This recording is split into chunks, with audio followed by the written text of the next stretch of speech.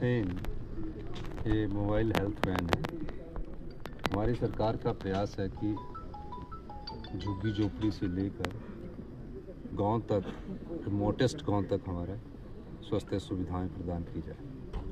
पिछले 5 वर्षों में जो हेल्थ सेक्टर का नुकसान हुआ है वो बहुत अधिक हुआ है।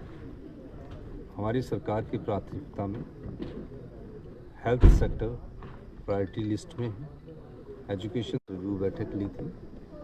टांडा मेडिकल कॉलेज में असिस्टेंट प्रोफेसर की कितनी सीटें चाहिए, प्रोफेसर की कितनी चाहिए, किस डिपार्टमेंट की ज़्यादा प्रॉब्लम्स है, मेडिसिन्स में है, न्यूरो में है, कई डिपार्टमेंट्स है जिसकी प्रॉब्लम्स है, हम उसको समझ रहे हैं।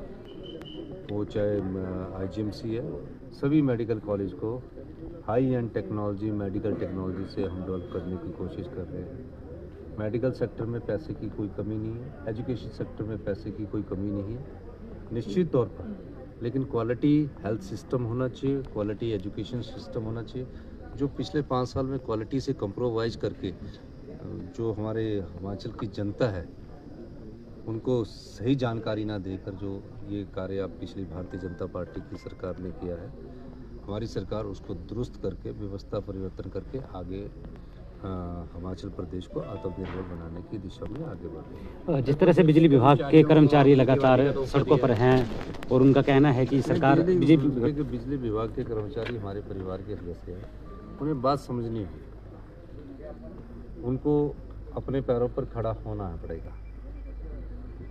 हो क्या गया है, बिजली बोर्ड को के कर्मचारियों से भी हम बात करेंगे।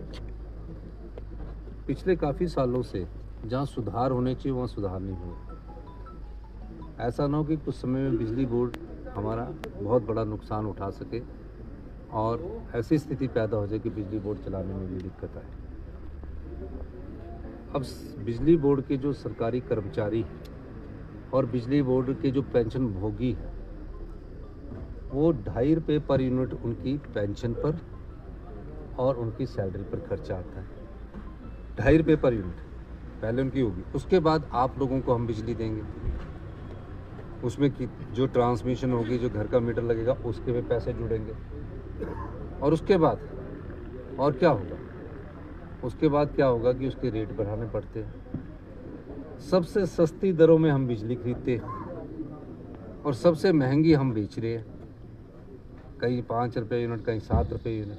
तो उसको रैशनलाइजेशन और ठीक करने की जरूरत है। एम्प्लॉयज यूनियन से भी मैं बात करूंगा, उन्हीं से सुझाव मांगे। अब सवाल पैदा होता है कि क्या हम बिजली बोर्ड को कैसे सामर्थ्य बना सकें। अब ग्रांट इन एड तो हम 2200 करोड़ रुपए की दे रहे हैं और रेगुलेटरी कमीशन ने भी कुछ हमें गाइडलाइंस दी है। उन्होंने कहा कि अगर बिजली बोर्ड को अपने पांव पर खड़ा करना पड़ेगा तो फैसले लेने पड़ेंगे और हम फैसले लेंगे, पर उसमें कर्मचारियों के हित की अनदेखी नहीं की जाएगी। कर्मचारियों के हित को भी सर्वोपरि रखा जाएगा।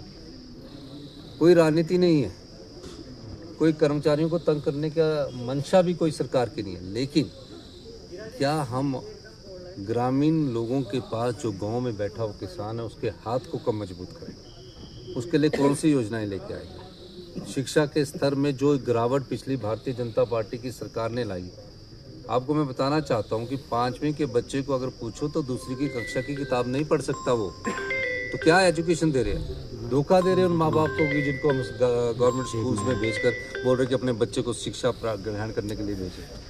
तो हम बेस्ट स्कूल बनाना चाह रहे हैं। हमने इंग्लिश मीडियम स्टार्ट कर दिया, एक्सेलेंस स्कूल बना दिए और हमने फैसला किया है प्राइमरी स्कूल है, 5 बच्चे हैं, टीचर कोई नहीं है, कोई नहीं पढ़ा पा रहा, पर धोखा दे रहे हैं हम कि हम घर के पास स्कूल खोज के उन गांव के लोगों को भी धोखा दे। हम अच्छी क्वालिटी की एजुकेशन देना चाहते हैं, किसी बच्चे को शिक्षा से वंचित नहीं रखना चाहते हैं। मुझे उनके लिए अगर गाड़ियां लगानी पड़ी एक बच्चे के लिए, एक 20,000 रुपया भी खर्च करना पड़े दूर से अच्छे शिक्षा संस्थान में, हमारी सरकार वो भी खर्च करे। सर, नेता प्रतिपक्ष लगातार आप पर कह रहे हैं कि लगातार टैक्स बढ़ाए जा रहे हैं।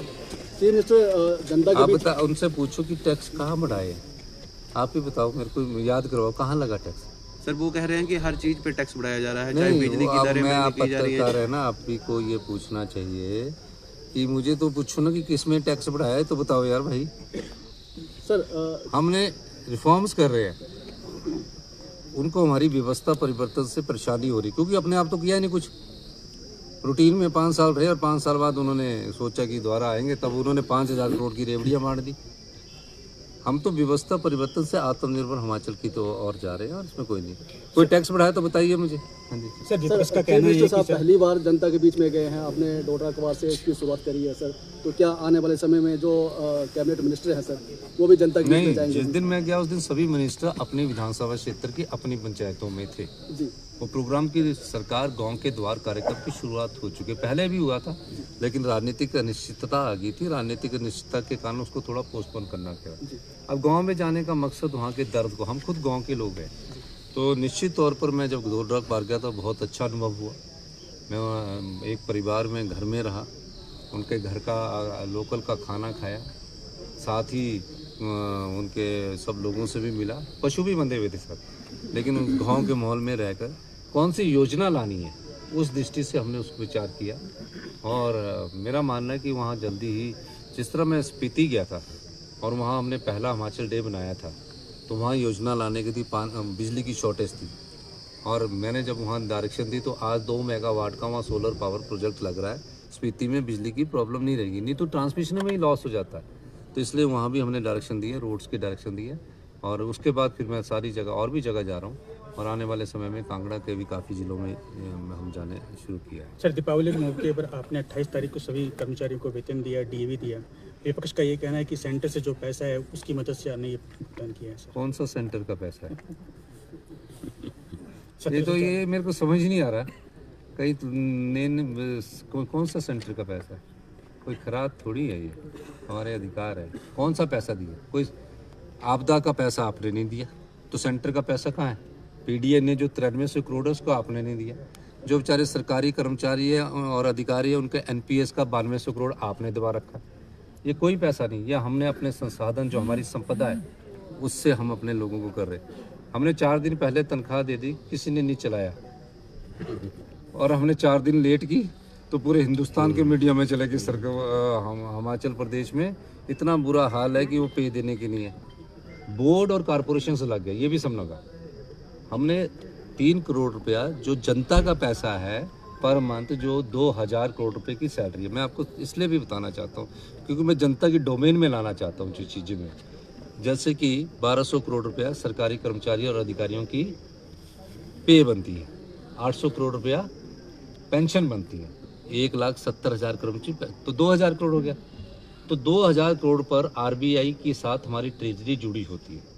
2000 करोड़ पर 7.5% का इंटरेस्ट लगता है, और 3.5 करोड़ रुपया वो इंटरेस्ट का हम सैलरी और पेंशन पर देते थे। उसको रेगुलेट किया, फिस्कल डिसिप्लिन किया, वित्तीय जो अनुशासन है उसको लाने की कोशिश की, और हमने कहा कि 1 की जगह 5 को और पेंशन 9 को मिलेगी। पूरे हिंदुस्तान में देश के बड़े से बड़े नेताओं ने इस पर चर्चा की। नड्डा जी ने भी यहाँ की बहुत बड़ी बात, अच्छी बात है अगर वो आरबीआई वालों से पूछ लेते और फाइनेंस की हमारी ट्रेजरी के क्या हाल है। मैं फिर आपको कह रहा हूँ 2 साल बाद अब हिमाचल प्रदेश आत्मनिर्भर होगा और 32वें हिंदुस्तान का सबसे समृद्धशाली और अमीर राज्य बनेगा। हम जयराम ठाकुर जी की तरह सत्ता सुख भोगने के लिए नहीं आए कि हम सत्ता में आ गए 5 साल बाद जनता फिर चेंज कर दी। हम व्यवस्था परिवर्तन करने के लिए आए और व्यवस्था परिवर्तन हो रहा है। तो सर, इसमें उम्मीद ये देखी जा सकती है धन्यवाद। कि सर दिसंबर में भी सर समय पे वेतन मिलेगा।